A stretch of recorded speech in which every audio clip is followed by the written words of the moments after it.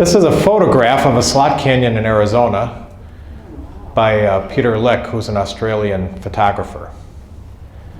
And so I've been there. Did you take a picture of that? Pardon me? Did you take a picture? Not that good. Are we inside the cave looking out? Yeah. Yeah, so Slot Canyon, it's actually not a cave per se because it's an open top, but it's a very narrow canyon. And so, yeah, he's looking up, and the blue part is the sky. Is that from the Red Canyon? No, it's called Antelope. Yeah, it's a Lower Antelope Canyon, and it's a slot canyon in Arizona, outside of Page, Arizona. So if I didn't know what it was, I would have no idea of what it is. It's almost too abstract. Okay. But it's a picture, so it can't be any more realistic than what's really there. Right. So doesn't it have to be beautiful because of that? Good question. I mean, if I were to make the same painting, paint over that really well, but now it's painting. There's skill there, but it's Right. not as close. Does that make it less beautiful? I don't know. Yeah, so I mean, the question is the photograph beautiful, or is the place beautiful, or both? Do both have to be in relationship with each other? So if he took a crappy picture of a beautiful place, would that render the place not beautiful, or does it render the photographer not doing a good job? Well, I would argue the photograph is beautiful because he's clearly put some thought into the proportionality between the red hue of the rock and sort of the golden reflection off the top of the rock, and then the way he's angled it so that the sky is where it is. Like that, he had to put some thought into that, because you could have done that picture a million ways and not had that proportionality between the colors. Okay. Yeah, thanks. What, it's a wonder that how that got fortified. Like, Yeah, it was a lot of time. And just side note, I mean, slot canyons can be very dangerous because the rainy season in Arizona is in June, July, and August. And if there could be a rainstorm 10 miles away and it fills that slot canyon, the water, because it's so narrow, the water just rushes through. And there was an incident not too long ago where like 10 people drowned because they couldn't escape the water. Any other comments about that from a beauty point of view? Again, not so much the location as the photograph. what about delightful? Who said that? I did. Oh, okay. Sure, if it's delightful to look at. Very unique. Sure. And God reveals himself through stuff. Through- This is, something God created. Mhm. And man, it's not like man-made, it was there. Okay. And Okay, good. Thanks. Father Matt, were you going to say something? Well, I think in under the art, just like human skill is one of the categories for art. In photography, that form of art, I almost kind of feel like there should be something like divine skill as a criteria, and this photograph really reveals divine skill, the way that God made things, the way that He ordered things. Mhm. I'd call it beautiful. Okay, thanks. All right, I just had to do this to you.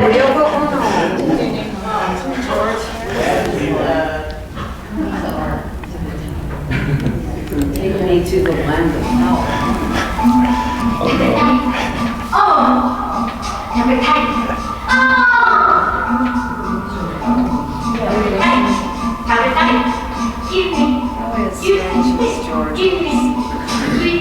Feel free to dance if you want. Too many drugs. Okay? I don't think that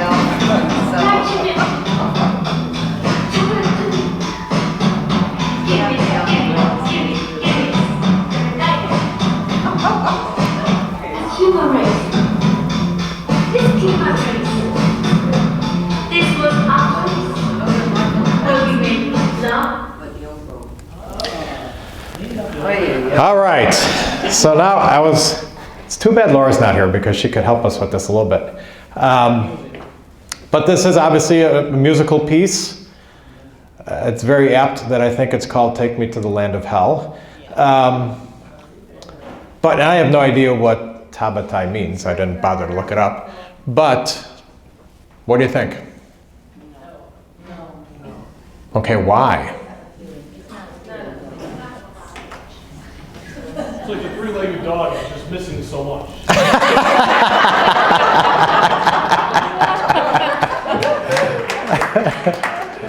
Okay. She broke up the Beatles. She killed the Beatles. But I'm sure John Lennon would have thought that was beautiful. It doesn't even fit any of those. So can anybody make an argument for beauty in that piece? No. She was a beautiful figure. It was lyrical, Okay, Robin, it was lyrical. it had harmony, it had order, it showed her imagination. So yes, there are qualities there of beauty.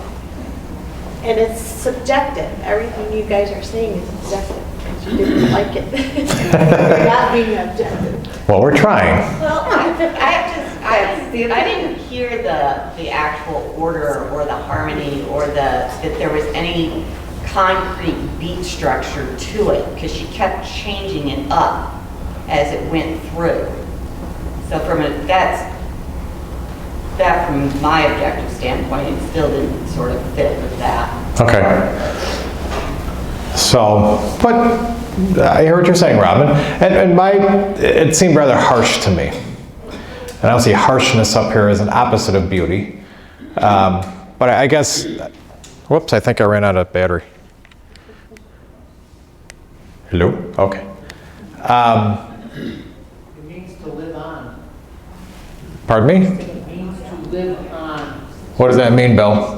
Tabatai means to. Oh, thank you. I think we're done. Live on to live off. Oh, mine says to eat. I want to eat.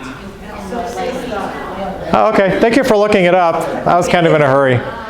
So, the battery ran out. Can you hear me in the back there, Wagners? Okay, does this affect you at all? Okay.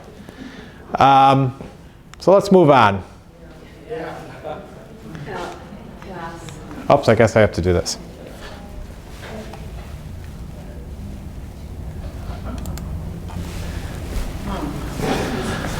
So this is the Entombment of Christ. I'm not going to try to pronounce his whole name, but Caravaggio is the artist.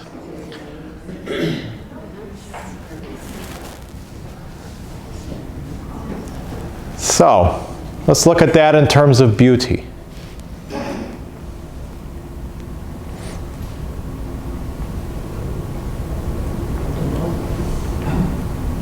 I almost say it has he's put it on I gotta think of the name of the triangle. What's the 30, 60, 91?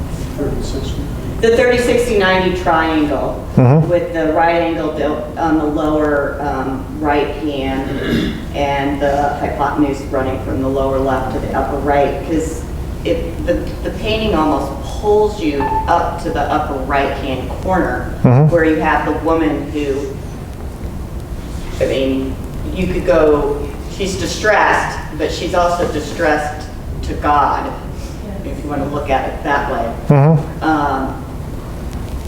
And so just the human reality of what people go through at the loss of someone, and in this case, Christ. Thank you. And I remember when I was in, this was something we talked about in high school art class. Because I believe when I was in high school, that painting was on loan to the Art Institute. And so what I remember from art class in high school was that the thing that stands out the most in this painting are the faces. Because, like for example, the person who's holding Christ's legs is oddly proportioned, almost like a hunchback. But you're supposed to be looking at the faces of all those. And to your point, Kathy, I mean, because the hands are out like they are, you're drawn to the face of the woman on top, looking up to heaven. Other comments on that? Yes. I just wanted to say I saw that in person at the Art Institute many years ago. It was a beautiful painting. Mm-hmm. And you see something like this, it was large. I was going to say, it's very large, isn't it? Yes, it is. And the body of Jesus, you could just feel the heaviness. Mm-hmm. The heaviness of that body that they're taking. Seems like they're taking it down, taking Jesus down from the cross, but he really Caravaggio really displays weight. Okay. And I mean, the picture itself, the reproduction doesn't do it justice because it, Correct. You know, the reality of it is a beautiful piece. It's a heavenly piece. We're looking at Jesus and the connection. You know, there's a God connection for the subject matter, the content. Okay. Any other comments? Father Matt? I only know this because I was listening to somebody, an artist who talked about it on sacred art and its history and its purpose. I accidentally ran into this painting when I was celebrating Mass at St. Peter's. And when they took me to the sacristy to prepare for Mass, they give you an entire thing. They give you the chalice, the clothes, and you go in and they're speaking Italian, and they vest you. They put a little Italian sacristan in front of you, and then that altar boy takes you to the side altar, and then you start saying Mass.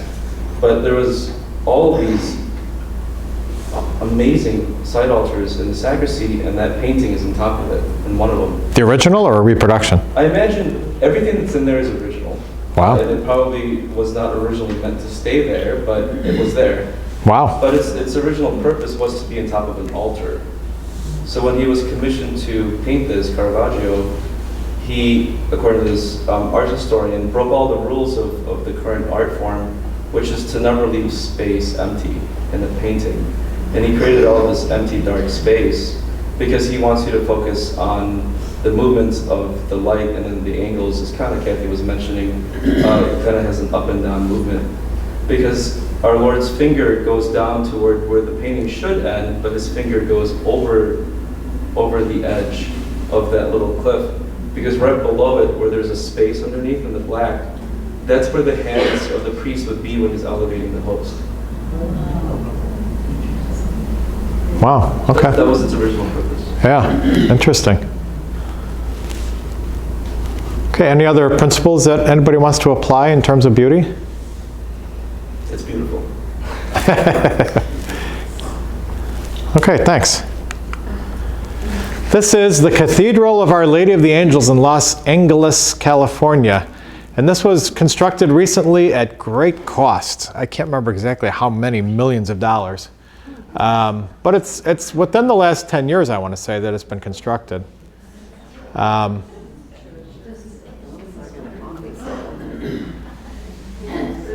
So again, looking at the principles of beauty, remembering what Dr. McNamara was talking about last week in architecture. Anybody want to take a stab at it? You take the cross away, it looks like a prison. Okay. Yeah, those narrow windows, right? Mm-hmm. There's no art there. So, It's very cold. okay, we're looking at it subjectively for the moment, but try to look at some objective principles. What is it lacking objectively? Clarity. Clarity? Okay. I still think one thing that draws me to say that is a church would be the cross in the upper right-hand corner. Yeah. I mean, it's a combination of, looks almost like I kind of remember what Dr. McNamara said last week, that when you have a structure like that that has a cross so big, sometimes the reason the cross is so big is to help you remember that it is indeed a church. And without it, you wouldn't know that necessarily. Yeah, it's subtle, you're right. Mm-hmm.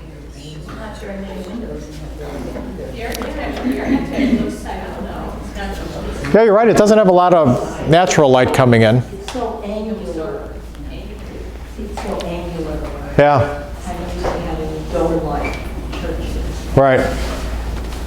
That does make one wonder where light comes in. Father Matt was there. Do you remember if there was light inside? It reminded me of a cave inside. Okay.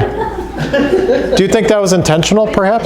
It's not dark. I did hear a talk on this. The intention of the architect was to mimic the mountains of the surrounding area of LA. And inside of it, it really does feel like you're inside of a mountain. He did that pretty well. The problem I have though is liturgically it's supposed to remind you of heaven, not LA. Yeah. Okay. That's true. I mean, I suppose one could argue there is unity. I don't know if it has a lot of harmony personally, but it does have unity of structure.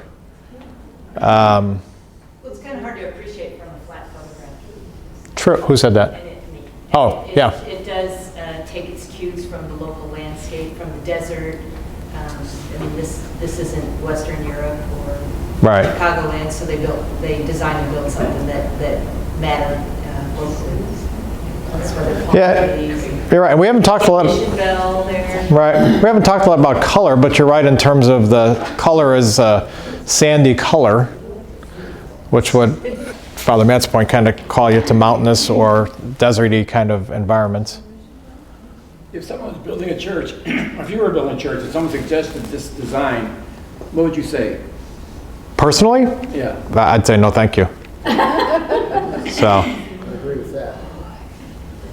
Is that a picture of a saint or something in the lower left there? The Virgin Mary, or what is that? that's a very good question. No, it's Our Lady. Yeah, it's hard to tell on this photograph. I don't know. It's too grainy. So, Mausoleum in the basement is gorgeous. and who's buried down there? Do you know? No one yet. Oh, okay. Is it for anybody or for priests or bishops I or? think it was mostly for the main donors and then parishioners succeeding. Okay. Interesting. The tapestry and inside, it's okay. Like I was telling you, I'd put it in someone's house. I wouldn't put it in a church, but Yeah. I don't know. I mean, LA or not, it's not a church. Right. So I think when it becomes liturgical, it has a second tier of criteria. Yeah. Okay.